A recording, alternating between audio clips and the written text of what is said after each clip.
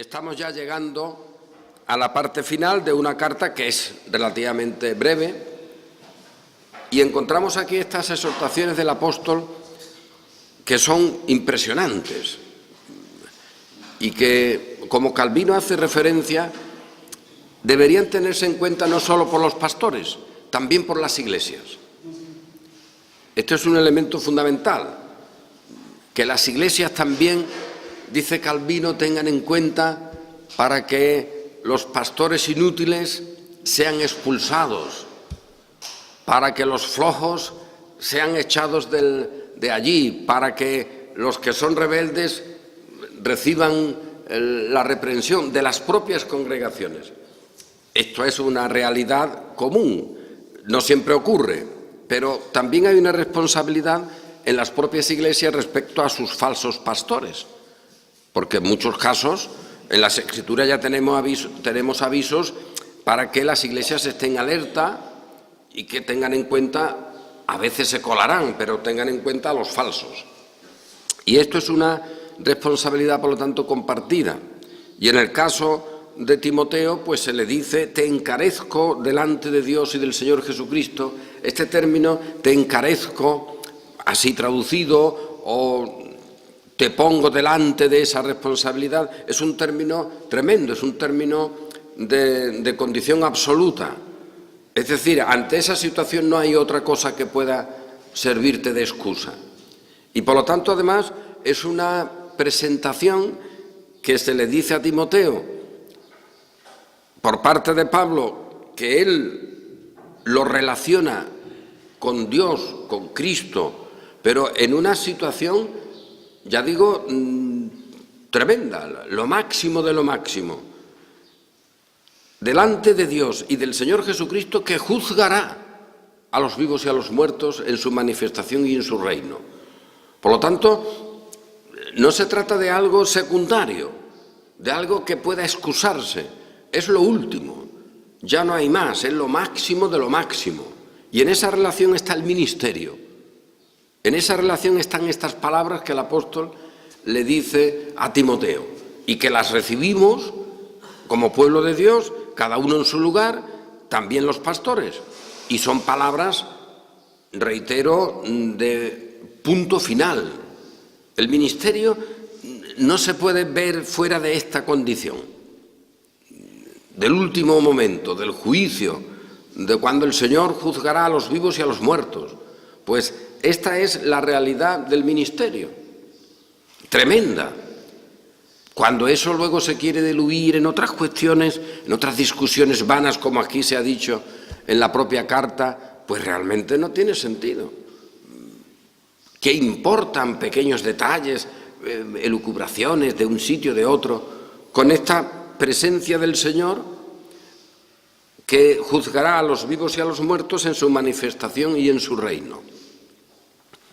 Todos estaremos de acuerdo en un dato. Oye, que se ha olvidado esta parte, que se habla de Cristo, de la salvación. Pues no hay Cristo y salvación, no hay Dios sin manifestación de su reino. No podemos tener un Dios que no sea este, que juzgará a los vivos y a los muertos en su manifestación y en su reino. Esa es una realidad que no se puede quitar. Es chocante porque no es muy agradable que nosotros presentemos el Evangelio diciendo que Dios juzgará a los vivos y a los muertos en su manifestación y en su reino, y que Él sea el juez, y que Él sea el que tiene autoridad. Eso mucho no viste. A veces se emplean, y ya lo hemos referido también, esos términos para beneficio propio.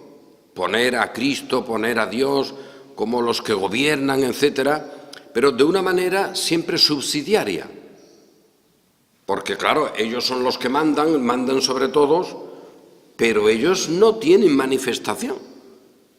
Ellos no están. ¿Quiénes están? Nosotros, sus vicarios, los intermediarios, los eclesiásticos.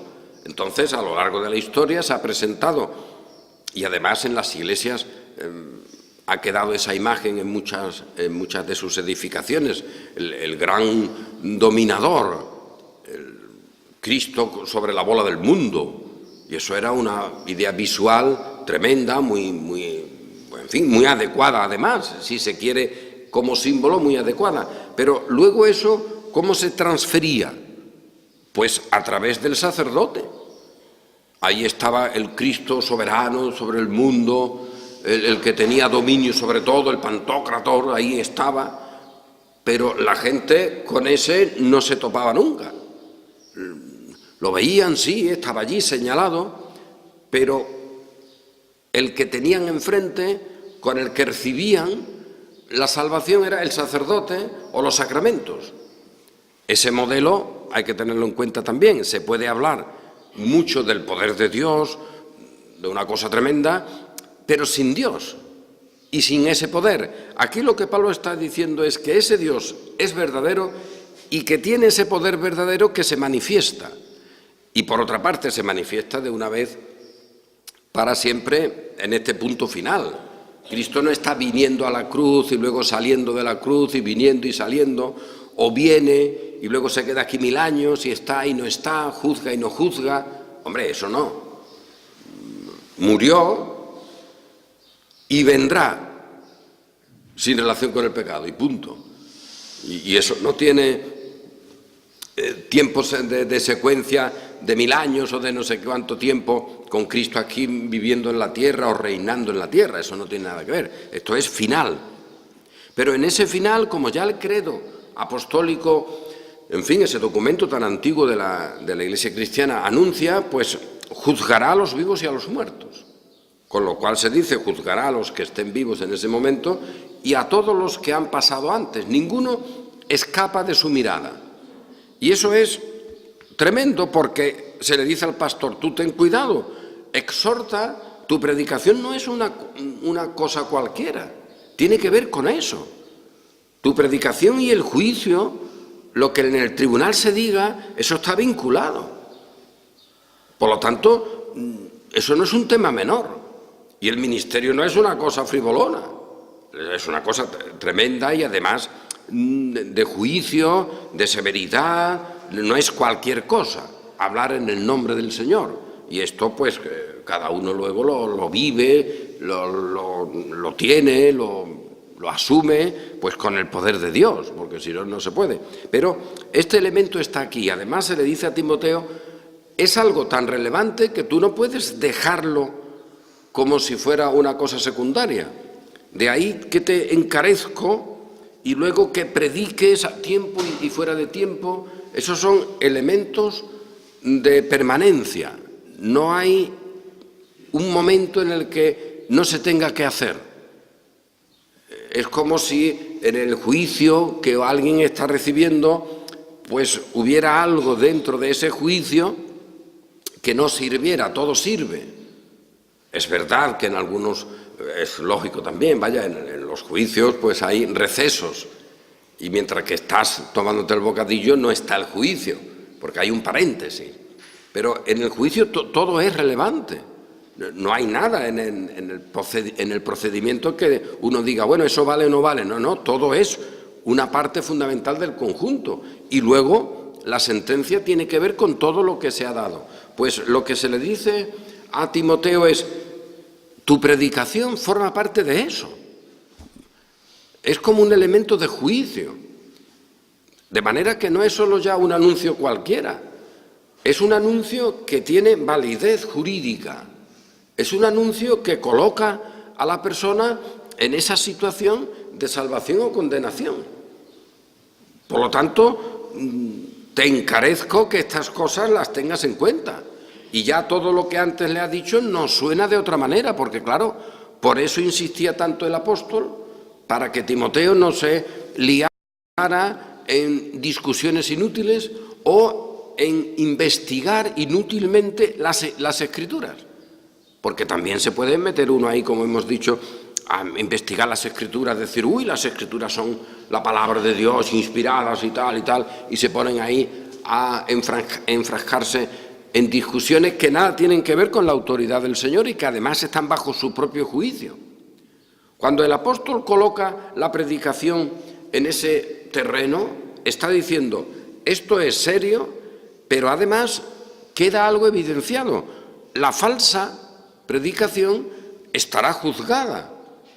Los pastores con sus malas obras quedarán deshechos ante esa presencia. Por lo tanto, tú ten cuidado, pero al mismo tiempo de tener cuidado, ten ánimo. Porque aunque parezcan muchos, y ya lo hemos dicho aquí, aunque parezca que la falsificación del Evangelio es lo que predomina y que parece que no hay manera de que a eso se le pueda poner freno, lo que recibimos de la Escritura es que va. Eso sí, parece así, pero está juzgado. Y resulta que como parte del juicio contra eso está la palabra tuya en este momento. De ahí la importancia de la predicación en cada época. Porque lo que se está diciendo es, lo que tú estás anunciando como la verdad, que por eso te insto a que no pares, porque vendrá tiempo cuando se olvidarán de estas cosas, tú no pares, porque eso que tú estás haciendo forma parte de ese juicio. Es algo que no está como algo de un apéndice, sino que forma parte, es el meollo de la cuestión. Así que ten ánimo, porque aunque parezca que todo se ha ido a la ruina, tú mantente, porque esto es lo que queda hasta el final. Y mantente porque Cristo en ese momento, con Dios como el que trae su venganza, su juicio, y Cristo como juez, eso ocurre y eso será en el momento final. Por lo tanto, todo lo que ahora acontece ya está asegurado jurídicamente y forma parte de un juicio que ejecuta el Señor. Ten cuidado, por lo tanto, con tus palabras. No pongas ahí cosas que no sirven. No pierdas el tiempo en discusiones vanas. Sin embargo, discute, pelea, pero por las cosas que tienen sentido y edificación. Y esto es necesario reiterarlo continuamente, para que, por una parte, contemplemos el error y la falsa enseñanza como algo que va a estar y que queda ahí y que en algunos momentos parece que es lo único que hay. Tenemos muchos ejemplos de esa situación. Oye, ¿en qué siglo vas a mirar y en qué época y en qué zona? ¿Y qué pasa por ahí? Un cristianismo totalmente lleno de superstición, lleno de desviación. ¿Dónde está la Iglesia del Señor? ¿Dónde está ahí el que teme al Señor? Pues el Señor siempre se guarda un resto, una reliquia santa, una raíz. Y en nuestro tiempo igual. Pero lo que se le dice al predicador de esa raíz, al predicador de ese cuerpo, es que ten en cuenta, actúa, no pares, porque todo lo que ahora acontece forma parte de lo que traerá el Señor en el último día y juzgará a los vivos y a los muertos, a los que estén en ese tiempo. Y si tú no estás, no pasa nada, pero también a los que han estado en tu tiempo, en tu vida, y que ya estarán muertos cuando venga Cristo. Pues esta es una palabra extraordinaria de consuelo, pero también de juicio, porque se está diciendo que lo que ahora parece que triunfa realmente ha sido condenado. Pero ¿quién dice esa palabra de condenación? Pues la predicación. Cuando se anuncia la verdad, se está condenando la falsificación de la verdad. Se está condenando a la mentira que se envuelve como si fuera de Dios, como el diablo envía a sus ministros como si fueran apóstoles de Cristo, etcétera. Todo eso está aquí establecido, todo eso está aquí tenido en cuenta. Y eso nos debe de, por una parte, poner sobre aviso, y lo que no debemos nunca olvidar, y también llenar de ánimo para afirmarnos en lo que creemos, porque esto es al final lo que queda. Todas las demás cosas pueden ser secundarias, y esto hay que tenerlo muy en cuenta, porque muchas cosas en la vida de la Iglesia simplemente son externas, secundarias, simplemente. En cada sitio, en cada época se pueden hacer las cosas de una manera, de otra, vivir de una manera, de otra. Todo eso es relativo.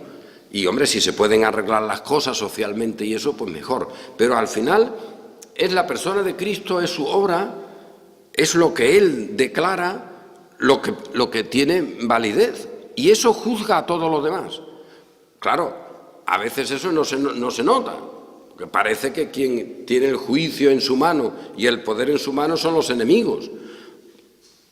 Volvamos nuestra mirada a una época en la que, por ejemplo, aquí mismo en nuestra ciudad, pues un pequeño grupo de gente, extenso pero pequeño en proporción, pues están siendo juzgados y condenados por la Inquisición en nombre de Dios y de la Iglesia romana. Pues ante eso, ¿quién parece que triunfa? Es más, cuando sacaban en el auto de fe a los condenados, eso se llamaba para la Iglesia de Roma el triunfo. Los sacaban en triunfo. ¿Por qué? Porque demostraban que la Iglesia de la Inquisición, la Iglesia romana, era la triunfadora. Y en ese triunfo habían vencido a los enemigos de esa Iglesia y los mostraban vencidos. Y ese era el mecanismo estético, el triunfo. Claro, otros decían, hombre, os sacan en triunfo pensando que ellos son los que triunfan, pero sabed que es Cristo en vosotros el triunfador. Así que tened ánimo y aunque os quemen, aunque os maten, vosotros sois los que estáis con Cristo y por lo tanto con el triunfo. Pero en apariencia, y así durante muchos siglos, lo que parece que queda, lo que parece que triunfa es precisamente el error sobre el cristianismo. Y aquí tengo que reiterar este dato, porque hay una enorme confusión, y cada día más claramente está la confusión manifiesta. Es decir, que la confusión, pero es claramente confusión. Se ve, luego su naturaleza es confusa, pero se ve esa confusión. Y hay un elemento sorprendente, porque no tiene por qué ser así, pero parece que al cristianismo, como si fuera una especie de bloque o de masa, que tú pones ahí en una mesa, haces una argamasa, la pones, y dice, oye, mira, todo esto es cristianismo. ¿Y quiénes son los enemigos? Bueno, pues en el siglo tal, el Islam, que viene y se puso a darle bofetadas al cristianismo, aquí mismo en nuestra península, en nuestra tierra, y oye, que lo fue quitando, y menos mal que esta masa cristiana se defendió, se puso allá arriba. Se habla mucho de esa batalla de las Navas de Tolosa. Oh, cuidado ahí, que si no llegan a ser por esa gente, cualquiera sabe cómo estaríamos hoy. Pues sí, cualquiera sabe cómo estaríamos hoy, pero bueno, ese es el planteamiento. ¿Quién era el mal? Y eso hay personas que se lo han tragado y lo siguen diciendo hoy. Dice, hombre, pues menos mal que el Islam fue frenado y tal, porque si no se hubiera perdido el cristianismo en nuestra España, y por eso ese cristianismo tuvo que reconquistar cosas, etcétera. Un momento, vamos a ver, ¿qué cristianismo era ese?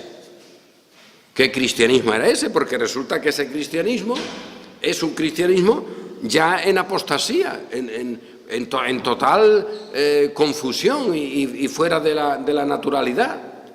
En consecuencia, no es que uno diga, oye, lo otro era mejor ni peor, sencillamente que ese cristianismo que ya se acepta como válido, como Europa, la Europa cristiana, etcétera, que se defiende frente al Islam, muy bien, pero eso son cosas de tipo social y político. Esa Europa cristiana era el cristianismo que Pablo le dice a Timoteo que predique, de ninguna manera. ¿Y dónde está la confusión? Pues el diablo la ha producido de manera diabólica, nunca mejor dicho, claro, como le corresponde a su naturaleza. Y es que hay personas que piensan que esa masa es la masa verdadera, es la masa de la verdad, y que la mentira viene en los otros, que están por fuera y vienen a conquistar. Pero no, esa masa, según la propia Escritura, ya es mentira ella misma. Que está el cristianismo fiel ahí, que son siempre un grupo pequeño que el Señor ha conservado, vale, pero la masa no. Hay expresiones curiosísimas, por ejemplo, uno puede leer, y a veces en algún artículo, no, porque hoy el cristianismo se enfrenta a la oposición de la sociedad que niega los valores cristianos de Europa, más o menos, pero si uno se para un poco, esto le puede sonar. Fíjate, ahora se intentan quitar los valores cristianos de Europa. Bueno, que nos ha dicho Pablo que estamos ante una realidad de juicio. ¿Eso qué es? Vamos a perder el tiempo en eso. ¿Qué significa? Valores cristianos de Europa. Miras la historia de Europa y tú dices, vamos a ver dónde estarán esos valores cristianos. Algunos te colocan esa época de la confrontación con el Islam, que también dice uno, bueno, ¿qué es eso? Porque ¿qué cristianismo era ese? ¿Cómo funcionaba? ¿Era un cristianismo de Cristo o anticristo? Pues de anticristo. Y por una parte vienen uno y por otra parte estaban otros, pero Cristo no está en ningún sitio.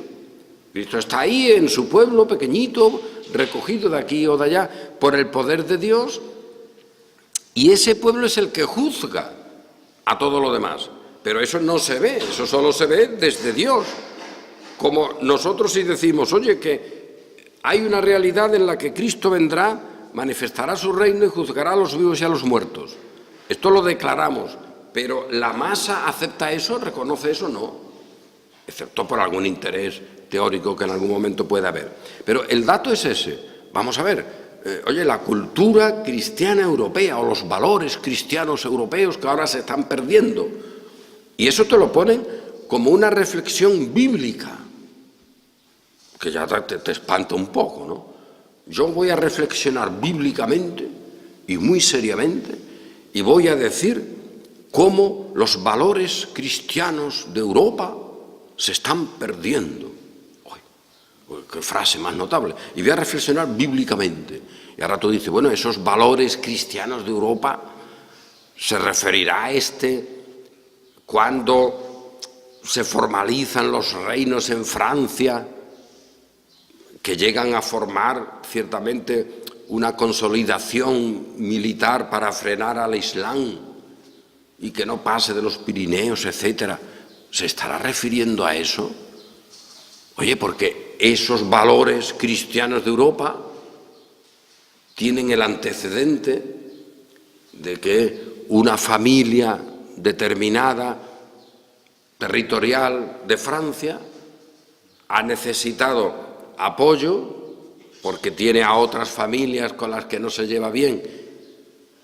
Alguno se ha convertido al cristianismo o catolicismo porque era lo necesario para su supervivencia. Con él, como cabeza del ejército, se ha convertido también todo el ejército, y ahí va el Papa, que tiene necesidad de esa protección y santifica eso. Oye, ¿qué se habían convertido de verdad? ¿Esa gente eran otras? No, que ahora habían dicho que la cruz también estaba por allí como lo suyo, y ahora eran reyes cristianos, amparados por un papa en Roma que necesitaba esa fuerza, porque si no, otros de su entorno, también cristianos, le quitaban su poder. Y esto fue fraguándose hasta que llega un momento en el que hay un papa que falsifica un documento por el cual, y estamos en el 700 y pico, la época de la confrontación con el Islam también, cuando Europa, menos mal, sobrevive y conserva su identidad cristiana, vaya identidad, pues falsifica un documento, hace un documento que ya es el colmo de la depravación, en la cual, en esa donación, en ese decreto, se dice que Constantino, siglo IV, inicio del siglo IV, había donado al Papa todos los territorios de Italia, todos los territorios del Imperio Occidental, y le había donado también su palacio, le había puesto allí sus insignias imperiales. Entonces el Papa era el emperador de este imperio. Eso lo había fabricado este Papa, al cabo de 3 o 4 siglos, después de esa pretendida donación. Bueno, pues con eso va a ese rey francés y le dice, oye, tú tranquilo, que tú estás aquí un poco en debilidad, pero yo veo que tú tienes ahí una estructura muy interesante. Mira, te reconozco como rey frente a los demás, a los cuales ya puedes liquidar, porque eso sería una cosa buena para defender la cultura cristiana y los valores cristianos. Tú mata a los otros, yo te reconozco como rey, pero fíjate cómo me encuentro yo, que están aquí los lombardos, están aquí esta gente, me tienen fritito, y encima no puedo ni siquiera pedir ayuda a Oriente, donde el imperio se mantiene, porque esos bizantinos tienen sus propios intereses, y yo quiero ser papa con todas las coronas.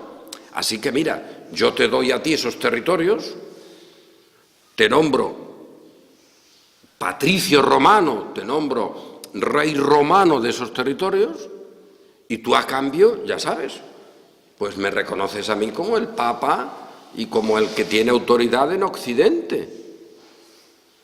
Vale, pues ese artilugio se produjo, y luego está el paso subsiguiente con el gran Carlomagno, que lo coronan emperador cristiano, y ayuda al Papa, y a cambio pues ya el papado tiene allí territorios, y a partir de ahí una guerra y otra, y luego con Bizancio, con el cristianismo de Oriente. A ver, esa es la Europa de valores cristianos. Eso es una situación infernal, absurda y anticristiana. ¿O es que asumimos que eso es cristianismo?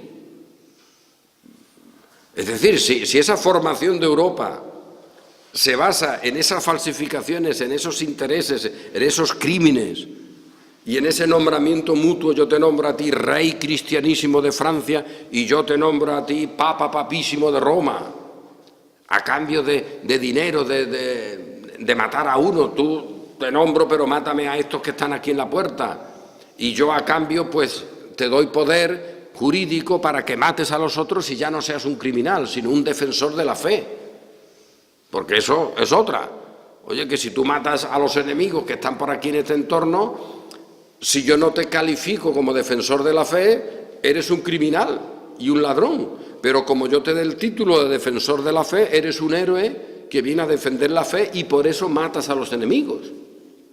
Hombre, que esa es la cultura cristiana de Europa, que eso es lo que hay que conservar, y esa es una reflexión bíblica. Pues no hay Biblia por ahí en esa reflexión ninguna. ¿Que hay que conservar eso? ¿Eso qué es? ¿La cultura cristiana de Europa cuál es? ¿La de ese siglo XVII, con esa aberración, o en el siglo VIII, con esa aberración de la donación y del trapicheo? ¿Con el siglo X? ¿Con el XI? ¿Con las guerras intestinas entre unos y otros? Esa es la realidad de Europa. O en la época de la Reforma, cuando se hablan de los valores de Europa, porque hoy parece que son únicos. ¿Eran los valores de Roma o los valores de la Reforma? Hablar hoy como si eso fuera una sola cosa a lo largo de todo el tiempo y que ahora esos valores estuvieran perdiéndose es una falacia, eso es un engaño, eso es una mentira. Eso es una mentira. Y precisamente lo que el apóstol le dice a Timoteo es, oye, tú mete broncas. No te calles, porque habrá tiempo en que estas cosas, oye, que se las tomarán como una cosa frívola, les quemará el oído, tendrán comezón de oír, se apartarán de la verdad, se volverán a las fábulas, y esto ya en la época de Timoteo. Y si era ya en la época de Timoteo, imaginad en la nuestra. Por lo tanto, esa cultura, que a veces se habla así, ¿no? Esos valores culturales cristianos de Europa, ¿cuáles son? Hay que verlos, cuáles son los que se consiguen con esos convenios miserables entre el Papa Esteban de Roma y el rey Franco Pipino. Pues bueno, hijito, si eso lo pones... Y además es que hay que ponerlo, porque políticamente esos son los inicios de luego lo que se va estructurando en Europa. Oye, ¿esa es la base de los valores cristianos de Europa? ¿Eso es lo que hay que defender frente a no sé qué? Pues hombre, no. No, los valores, si valores hay, son los de la Sagrada Escritura. Y de este Señor que vendrá a juzgar a vivos y a muertos. ¿O este Señor viene a juzgar según los valores de Europa? Y viene a decir, no, no, no, pero aquí el malo es este, el bueno es este porque dice que es bueno, con independencia de lo que haya hecho. No nos engañemos, estas cosas son tremendas, tremendas y muy perjudiciales, y eso engaña a la gente y hace que la predicación de la verdad, la locura de la predicación, pues sea algo cada vez menor, cada vez más reducido. Y por eso el apóstol le dice a Timoteo y a todos nosotros, pero tú, con un encarecimiento específico delante del Señor, que juzgará a los vivos y a los muertos, predica la palabra, anuncia la palabra. Y aquí Calvino también hace una advertencia, creo que muy útil. Cuando antes ha dicho, oye, que desde la niñez saben las Sagradas Escrituras, que dicho sea de paso, Sagradas Escrituras, que en ese momento son el Antiguo Testamento, porque el Nuevo no hay. Que de la niñez ha sabido el Antiguo Testamento, el cual te puede hacer sabio para la salvación, te puede hacer sabio para la salvación por la fe que es en Cristo Jesús. Fijaos lo que aquí se está diciendo, porque eso es lo que se está diciendo, que luego podemos poner también ahí el Nuevo Testamento, en esa expresión, pues claro, pero cuando esté hecho, de momento no está. Cuando Pablo escribe a Timoteo no hay Nuevo Testamento. Las Escrituras son las Escrituras del Antiguo Testamento, porque no hay otras. Y esas Escrituras, dice Pablo, te pueden hacer sabio para la salvación por la fe que es en Cristo Jesús. Pues eso es lo que hay. Toda la Escritura es inspirada por Dios, pero el Nuevo Testamento todavía no está. Había quizá alguna carta, alguna cosa, pero el Nuevo Testamento no está. No existe como nosotros lo tenemos ahora. Por lo tanto, toda la Escritura es inspirada, el apóstol está diciendo ahí, toda la Escritura que tenemos. Que luego el Nuevo Testamento se incorporará, vale, pero de momento aquí se refiere al Antiguo. Y es útil para enseñar, para redarguir, para corregir, para instruir en justicia, a fin de que el hombre de Dios sea perfecto, enteramente preparado para toda buena obra. Y este es el mismo apóstol que, como hemos estudiado ampliamente, en la carta a los Gálatas te dirá, pero cuidado, cómo uses la ley, porque como la use de una manera inadecuada, es contraria a la fe. Pero aquí él no está pensando en un uso inadecuado, sino en un uso correcto. Y por lo tanto, esas Escrituras te pueden hacer sabio para la fe, para la salvación que es por la fe. No son contrarias, pero el uso que se ha hecho de ellas, por los fariseos, por los judaizantes, por otros, con sus intereses, la ha puesto contraria a la fe. Todo esto ya lo hemos mirado y si se tercia en otra ocasión miramos. Pero dicho eso, hace énfasis Calvino. Ahora se le dice que predique. Por lo tanto, las Escrituras están. Pero la predicación de esas Escrituras también es necesaria. No solo las Escrituras que se pueden tener, sino la predicación, la exposición. Y esto es fundamental que se tenga en cuenta. Las dos cosas, la Escritura inspirada por Dios y la predicación. Porque no le dice Pablo a Timoteo, en consecuencia, fíjate Timoteo, ya que esas Escrituras son inspiradas y están ahí, tú simplemente ocúpate de tenerlas en un cajón, que no se pierdan, como si fuera una cosa mágica, y esa será tu misión. No, lo que dice es, tú predica la palabra, y predica la palabra de una manera permanente. Predica la palabra, que instes a tiempo y fuera de tiempo, redarguye, reprende. Este es el planteamiento que hoy no miramos y que el domingo que viene, si Dios quiere, retomaremos, pero este dato está aquí. Tú predica, la palabra es inspirada, pero tú anuncia. Y ese es el deber que retomamos hoy también. La palabra es inspirada y anunciamos. Y otra vez tenemos que recobrar ese contraargumento. Oye, pero entonces cualquiera que me diga que la palabra es inspirada, ¿ese es de los míos? No, porque el diablo te dirá que es inspirada. Te lo dice Pablo y el diablo. Y tú tienes que predicar, pero el diablo también envía predicadores. Y que enseñarán sus falsas enseñanzas basándose en la palabra que es inspirada.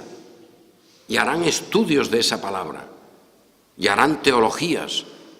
Y conocerán sus idiomas originales. Y harán investigaciones. Pues sí. De manera que lo que ahora recobramos como dato, que es elemental, pero como dato que parece novedoso, es esto. Oye, que tenemos que seguir predicando en base a la palabra de Dios que es inspirada, sabiendo que alguno negará la inspiración, vale, eso también, algunos, pero que el cuerpo, la masa, puede decir que es inspirada y que se basa en esa escritura para predicar falsificaciones. Eso es lo que tenemos. No pensemos que hay otro cristianismo.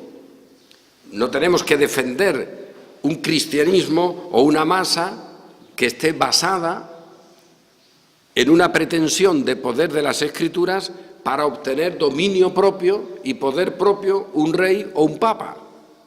Porque todos ellos decían que estaban sirviendo a Dios, que era el soberano, soberanísimo, el rey y el papa. Y así se va formando Europa, hasta el día de hoy. Y oye, y ese modelo cristiano de que el emperador y el papa son los que establecen la verdad del todopoderoso, soberano Dios, ¿eso es así? ¿Lo admitiremos? ¿No tendremos que luchar nosotros contra esos pretendidos valores? ¿La Reforma no se levantó contra eso? ¿Esos son valores del cristianismo o son valores del diablo que ha falsificado el cristianismo? ¿Esos valores en qué cuenta se hallan? ¿En la cuenta de resultado del diablo o de Cristo? ¿Esos valores cristianos a quién pertenecen? ¿Quién tiene la cartera? ¿El Papa? ¿El emperador? Pues eso hay que tenerlo en cuenta. Y si ahora sabemos que lo tienen precisamente los enemigos de la fe, pues fíjate por dónde. Ahora lo que tenemos que hacer es manifestar las obras infructuosas de las tinieblas que se encierran dentro de esa pretendida frase saludable, los valores cristianos de Europa.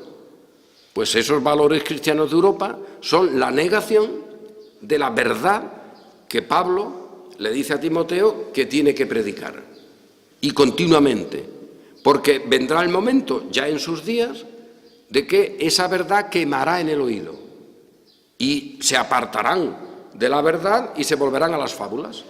Entonces, esas pretendidas bases de la Europa cristiana son fábulas, pero fábulas clarísimas, como la fábula de una donación de Constantino al Papa Silvestre para que luego otro Papa, varios siglos después, diga que ese terreno es suyo y como es suyo, se lo da a un rey francés para que tenga él ya allí sus terrenitos y que lo certifica como rey cristiano y pueda matar a otros ya defendiendo la fe cristiana y ser un héroe.